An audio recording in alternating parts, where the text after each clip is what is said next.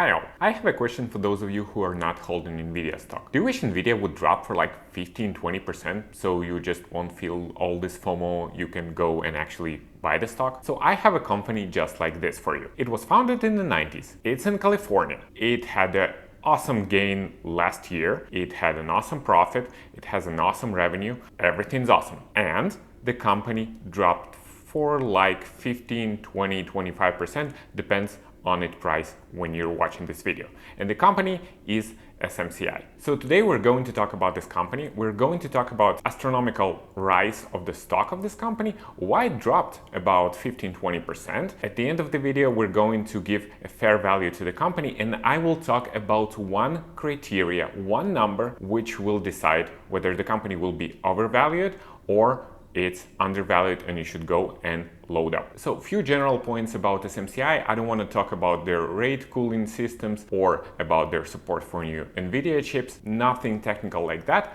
just a few facts about the company itself. So the company was founded in 1993. What the company does is actually a bridge between companies who provide chips and GPU like Intel, AMD and NVIDIA, and the company who actually provide compute and storage. Companies like Amazon with their AWS, Google with their Google Clouds, and Microsoft with their Azure. If you go and Google for data center, basically these boxes that you see, that's what SMCI are doing. Currently, the company has its best year by far. Their revenue grew 200%, their profits grew more than 4 times, but after the recent earnings, the company dropped about 25% since their peaks. And the official story why the company dropped was because they have missed on revenue expectation of the analysts, which is kind of insane if you think about it, because the company grew their revenues by like 200%,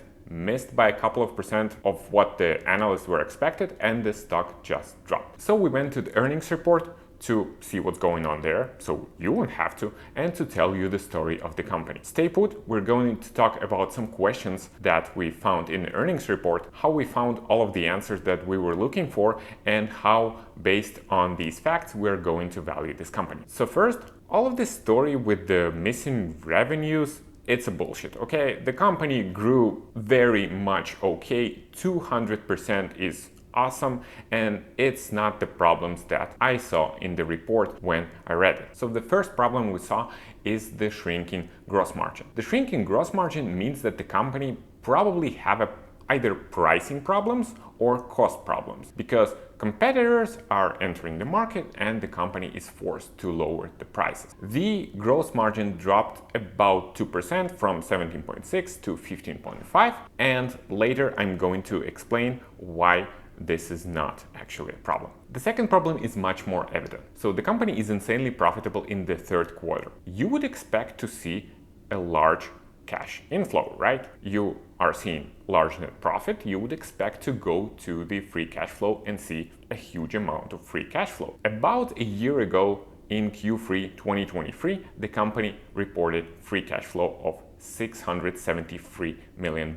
In this quarter, the insanely profitable one, the company had minus $1.8 billion in its cash flow. Actually, if you go and dig a little deeper, the company issued a lot of debt and stock. So they issued warrants on $1.8 billion and about $1.7 billion of new stock. So overall, you have an amazingly profitable quarter, but the company went and spent somewhere $5.5 billion.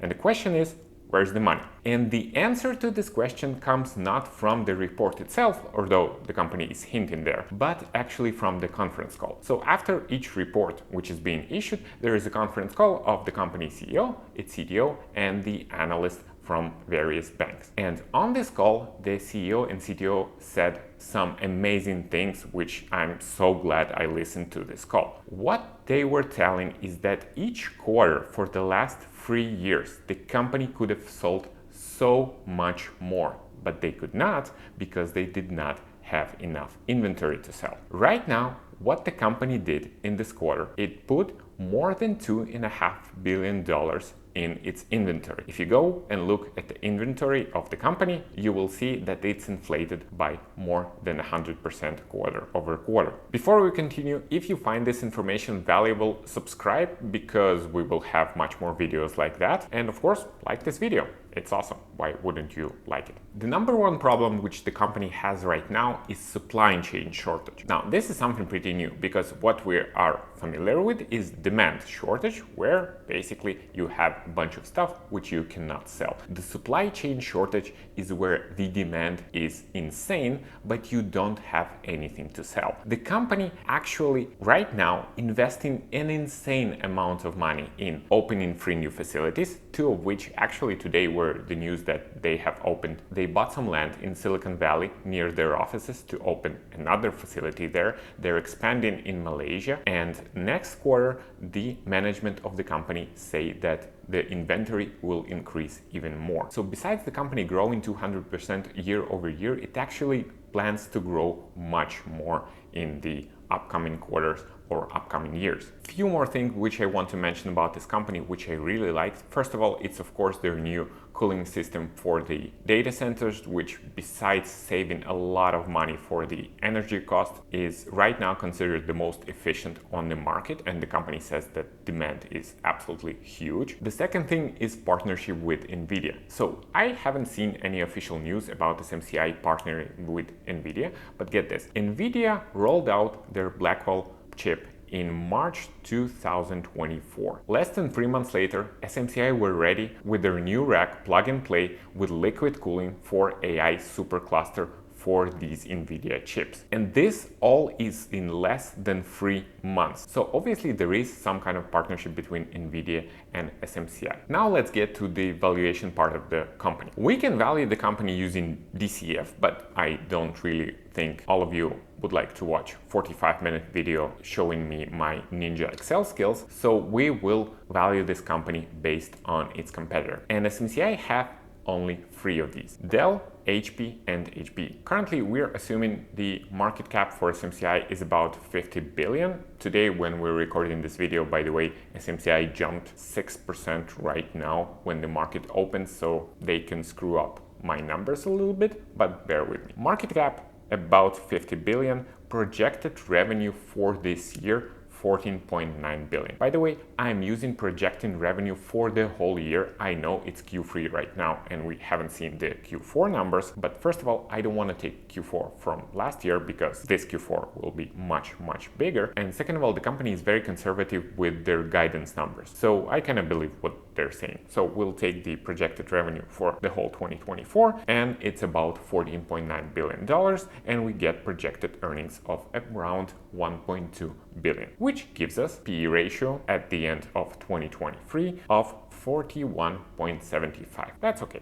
That's great PE ratio. Now, to compare this company to its competitors, we cannot only take the PE ratios because, well, Dell, HP, and HPE, they do not grow like SMCI is growing. So we will normalize for growth. And to do that, we will take the same method we used in the NVIDIA video.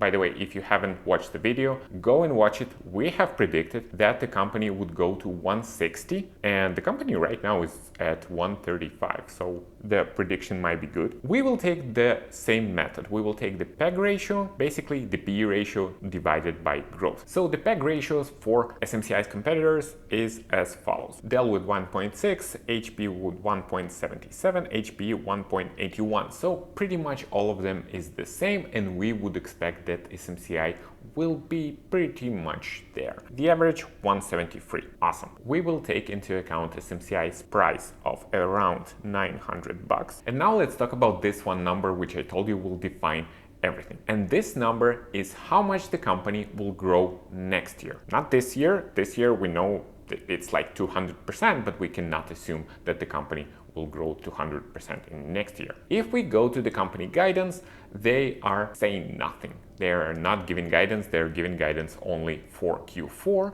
but quarter over quarter, they're saying they will grow about 40%. The management on the call said something like, I know we will grow 30 for sure, but we want to grow more. Let's take these numbers and try to plug the PEG ratio and see what going on. So if we assume a growth of 25%, PEG is 167, so the fair value of the company is $927. The company is already undervalued, even if we assume 25%, which kind of will be a disappointment for the company. And you can see in the table for 30% it's 1100, 35% almost 1300, 40% it's 14, almost 1500 bucks. So currently the stock is undervalued by, I would say, about 50%. This is an interesting thing because right now we are seeing that AI stocks have a momentum, and this stock is obviously undervalued given the numbers that we see right now. I actually think that next year SMCI is gonna grow